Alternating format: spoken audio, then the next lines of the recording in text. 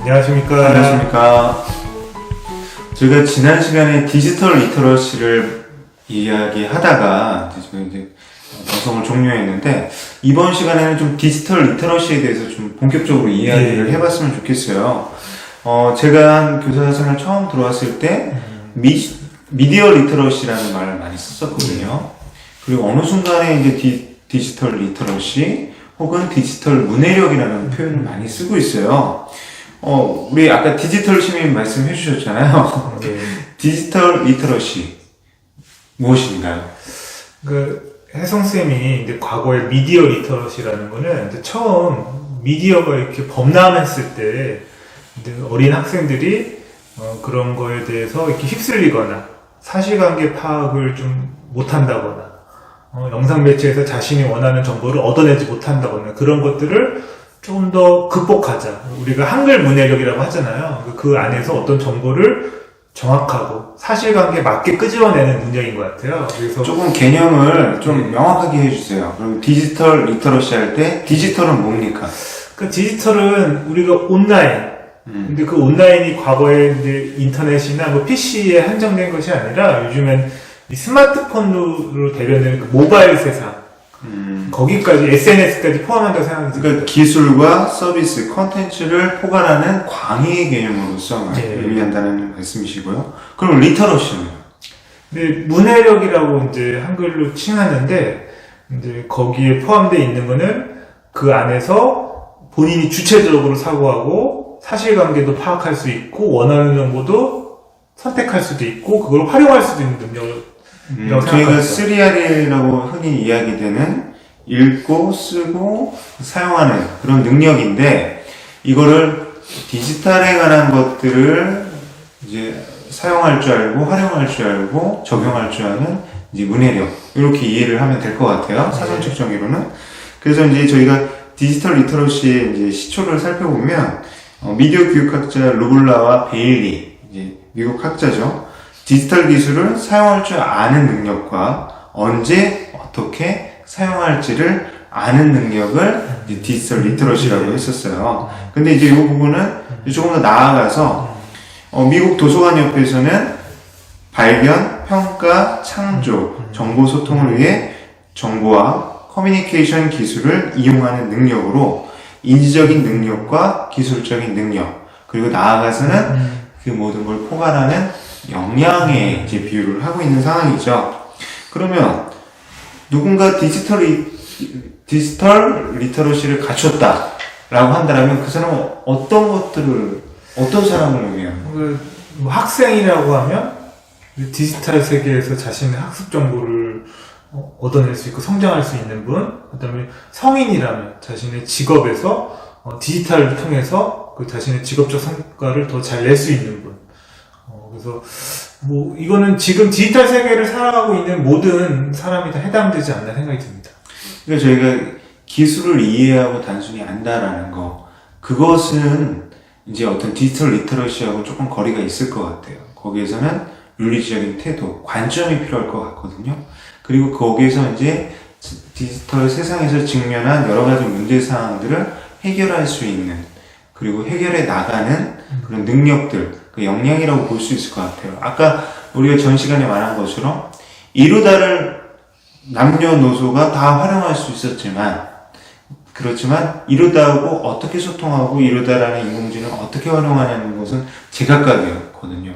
우리 대선생님이, 저는 이제 뉴스에서 이렇게 자극적인 기사로만 봤는데 이루다를, 인공지능 챗봇을 어떻게 활용했다라면 디지털 리터러시가 있다고 보실 겁니다. 그러니까 그 디지털 리터러시 측면에서 바라보면 이제 요즘 학생들이 학원도 많이 다니고 근데 원격 수업이다 보니까 친구 만날 기회가 없어요. 그러면 뭐 이렇게 말동무를 삼는다거나 혹은 뭐 이렇게 그 교우 관계를 그냥 상담 뭐 약간 그런 쪽으로 놀이 약간 그런 쪽으로 했으면 좋지 않았을까. 그러니까 우리 과거에 말했던 이제 정보통신 윤리의 영역, 사이버 폭력, 뭐 이런 것들, 그러니까 윤리적인 가점, 이제 공동체의 가치를 추구하는 그런 능력도 포함된 것 같아요. 그리고 이제 그런 부분에서 이제 디지털 리터러시라는 것은 옳고 그름을 판단할 수 있는 윤리적인 태도, 단순히 지식을 이해하고 활용하는 것이 아니라 그런 것도 있고. 근데 아까 문제를 해결해 나간다라고 했는데 디지털 리터러시 그냥 정보를 활용하면 되지 어떤 문제들이 학생들한테 이제 학생들이 직면하게 될까요?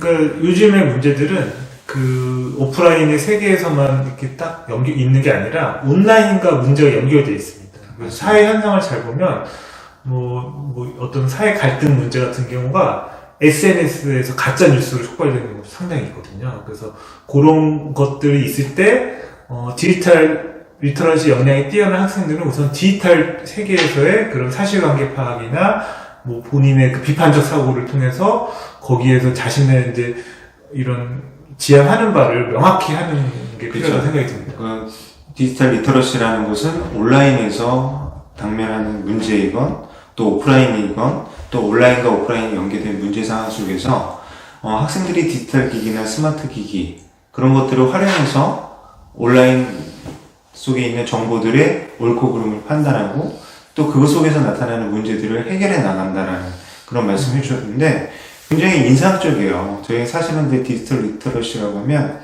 저희가 디지털 네이티브라는 말을 많이 썼잖아요.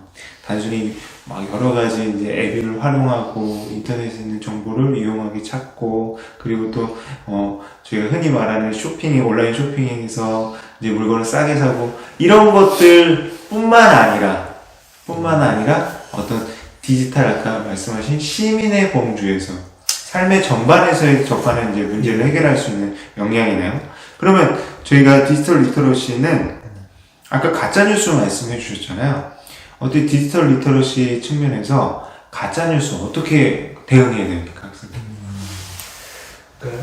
그 학생들한테 그 뉴스에 있어서 이제 거기에 사실과 그 다음에 이런 의견을 구분해보는 그런 연습이 필요하고 사실도 통계의 함정이라고 해서 혹시 이 생략되거나 과장되거나 한 부분들을 파악해보는 연습이 필요합니다. 그래서 그렇죠. 예, 저 같은 경우는 제가 이제 지금은 아이들을 가르치지 않지만 아이들 보고 어떤 문제에 대해서 스스로 한번 신문 기사를 써보는 그런 기회를 많이 갖게 해서 내가 기자의 입장에서 써보고 그 다음에 거기에서 어떤 걸 담을 수 있느냐 그거를 한번 연습을 해본다면 조금 더 이런 디지털 리터러시 역량이 함양되지 않을까 생각합니다. 그렇죠. 그러니까 디지털 리터러시라는 것이 이제 저희가 기본적으로 학교에서 배우는 상위 사고력 그런 사고력 향상을 위한 그런 수업들과 멀리 떨어져 있지 않다라는 말씀은 참 좋은데, 근데 저는 여기서 기본적으로 제가 소프트웨어 교육이나 이제 어떤 알고리즘 이런 이해들을 많이 이제 학생들에게 이제 강조하고 있거든요. 예를 들어서 어떤 문제를 해결할 때 예전에처럼 그냥 자기가 생각하는 즉흥으로 뭐 문제를 해결하거나 아니면 이제 종이에다가 계획표를 써서 문제 해결 계획을 세우는 게 아니라 알고리즘에 의한 어떤 경우, 조건과 그리고 어떤 구조 이런 것들에 대한 이해가 이제 기반이 되거든요. 그래서 그런 것들을 통해서 학생들이 요즘에 이제 프로그래밍 언어들이 대부분 블럭형, 직관적인 것들이 많거든요. 그런 것들을 활용한다든지 저희가 구체적으로 알고 계신 게 있죠. 그 스크래치나 뭐 파이썬 이런 것들을 활용해서 프로그래밍을 하는 거죠. 그래서 실제 삶과 프로그래밍이 별개가 아니라 연결되어 있는 거죠. 그런 절차적 사고 갖고 있는 거죠. 저도 공감하는데 가장 큰 특징이 이제는 학생들이 단순히 미디어나 디지털 세계에서 그거를 이제 수요하고 하는 게 아니라 본인도 생산자예요. 콘텐츠 생산자. 그때 디지털 리터러시를 기반으로 자신이 사실관계에 충분히 이걸 사실을 확인하고 생산을 해야 됩니다. 그래서 우리가 이제 SNS의 가짜 뉴스가 6배의 진짜 뉴스도 파급력이 있다고 합니다. 그래서 이제 어린 학생들이 그런 가짜 뉴스를 확대 재생산하는 것이 아니라 거기서 차단한다거나 혹은 올바른 이런 콘텐츠를 생산할 수 있도록 학교 이런에서 충분히 교육이 필요하다고 생각합니다. 그 말씀은 맞으세요. 그러니까 학생들이 갖고 있는 이제 과거에는 단순히 선생님이 전수하는 지식에 대한 수용자 역할을 했다면 지식의 생산자 역할을 해요. 그래서 다양한 학생들이 어떤 콘텐츠를 생산해내고 있거든요. 아까 말씀하신 제가 말씀드린 이제 절차적 사고나 이제 알고리즘에 의한 그런 프로그래밍도 학생들이 그냥 프로그래밍을 하고 멈추지 않거든요. 예전에 그런 제가 이제 과제를 학생들한테 준 적이 있었어요.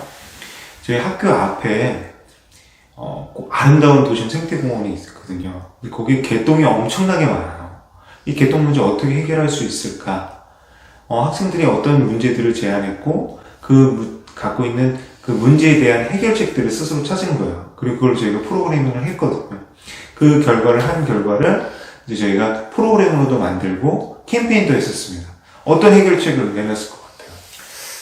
근데 공원에 요즘에 뭐 반려견 인구가 뭐 몇백만 명이다 해서 정말 제가 보기에도 요즘 그런 것들이 있고 저도 사실 키우고 있는 입장에서 그래서 그런 것들이 좀 한 곳에 모아둔다거나 그러니까 그걸 다 집에 들고 가기 쉽지가 않거든요. 한 곳에 모아서 수거할 수 있는 그런 거를 좀 건의를 하고 싶습니다. 이거 어떻게 내가 비장의 무기로 갖고 있었는데 제 얘기 옛날에 들은 거 아니에요? 아니 저 지금 방금 직선에서 생각했어요. 그런 것들을 했어요. 이제 보통 그런 문제들을 제시했을 때 어떤 디지털 리터러시의 관점에서는 해결책이 나와거든요. 막연히 사람들이 자율적으로 할 것이라는 것보다는 사람들이 그렇게 하게끔 하는 조금 적극적인 능동적인 시문으로 이제 바꿔야 되는 게 필요한데 보통은 이거 아이들과 이런 수업을 했을 때 이제 디지털 리터러시에 관련된 수업을 하지 않았을 때는 학생들이 이래요.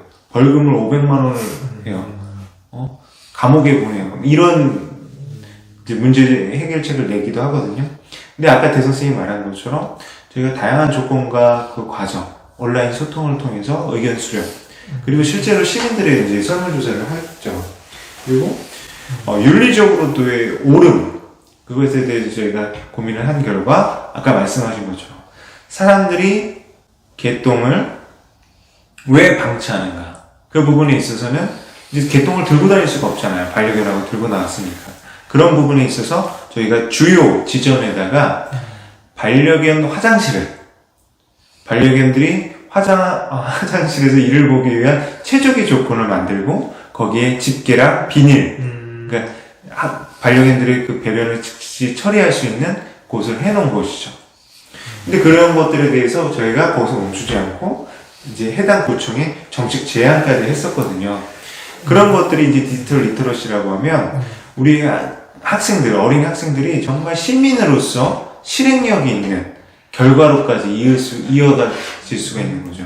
진짜 프로젝트 학습이 되는 거예요. 네, 저는 혜성쌤이 이런 공원의 이런 반려견들 대변 문제를 디지털 SNS 소통 도구를 통해 정보나 의견을 취합하고 거기서 합리적이고 실천 가능한 방안을 도출했다는 점에서 상당히 의미가 있다는 생각이 들고요.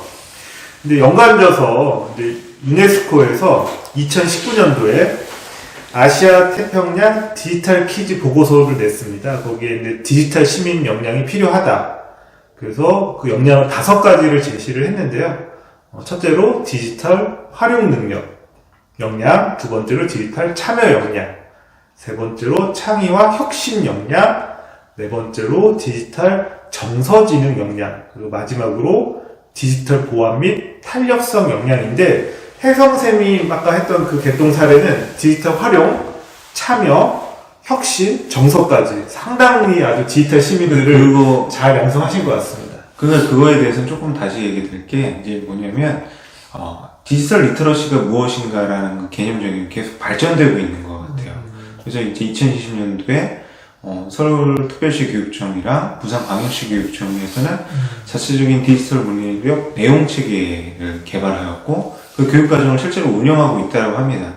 근데 저는 이제 거기서 이제 문제점들을 지적하고 싶은 건 그런 부분에서 발전된 개념 정의에도 불구하고 실제로 이루어지는 교육들은 과거에 이루어졌던 정보와 소양 교육이나 정보통신 윤리 교육이 머물러 있는 경우가 많아요. 그런 것들 조금은 학생들의 삶으로 가서 프로젝트 학습 형태로 학생들이 실제로 체화될 수 있고 실천할 수 있는 그런 교육과정으로 개발되어야 된다는 생각을 해요. 그래서 실제로 인천광역시 교육청에서도 지금 디지털 문해력 체계 연구를 이제 하고 있거든요. 사실 그 부분에 대해서 굉장히 궁금하고 관심이 가는데 그 상황은 조금 더 지켜보고 그런 교육 현장에 계신 다양한 구성원들의 의견을 반영해야 될 필요가 있다고 생각이 돼요. 예, 그래서 이제 디지털 리터러시와 근데 뗄래야 뗄 수 없는 게 이런 사회 공동 문제에 학생들이 이제 스스로 해결 방안을 제시한다. 그래서 대표적인 사례가 코로나19로 초창기에 이제 이런 확진자들이 어디 지역에 이렇게 발생하는지를 잘 몰랐어요. 근데 중고등학교 학생들 6명이 의기투합해서 U 바이러스 사이트를 만들어서 이런 좋은 정보 제공을 하고 방역에 아주 효과를 높였다는 그런 사례가 있습니다. 그렇죠. 그런 것들에 대해서 이제 학생들이 갖고 있는 디지털 활용 능력을 사회 공공의 이익을 공동체의 가치 추구를 하는 데 썼기 때문에 의미가 있었던 거죠. 그런 것들에 대해서 정말 디지털 리터러시가 균형 있게 이제 갖춰지지 않은 학생들이 활용 능력만 뛰어났을 때 어떤 문제들이 일어날 수가 있을까요? 그러니까 아까 처음에 말씀드렸던 근데 가짜 뉴스를 재생산한다거나 뭐 요즘에 이제 학교 폭력에서 SNS 뭐 예를 들면 카카오톡 계정을 빼앗아서 탈취해서 괴롭힌다거나. 저는 이제 네. 우리 개성쌤이 정말 소개해줘서 제 삶의 질을 바꿔주는 게 있어요. 땡땡 마켓이라고. 근데 거기서 굉장히 많은 물건들, 제가 불필요하게 갖고 있는 물건들을 네. 정리했고, 이웃들과 나눔을 했어요. 그래서 이거 콘텐츠, 이 앱을 개발한 개발자들은 너무 훌륭하다 했는데, 요즘에 이걸 어떻게 이해해야 될까요? 요즘 어린 친구들의 일탈이라고 봐야 될까요? 얼마 전에 그 땡땡 마켓에 담임선생님 사진을 올리고 담임선생님을 판다고 올린 사례가 있었대요.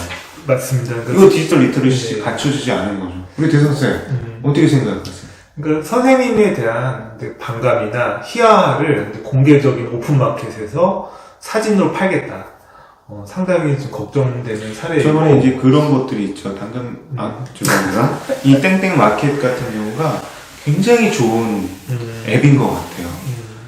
그동안에 우리가 갖고 있었던 나눔, 그리고, 어떤 물물교환의 정, 그리고 이제 지역사회 활성화라는 거, 모든 걸 이제 함께하고 있죠.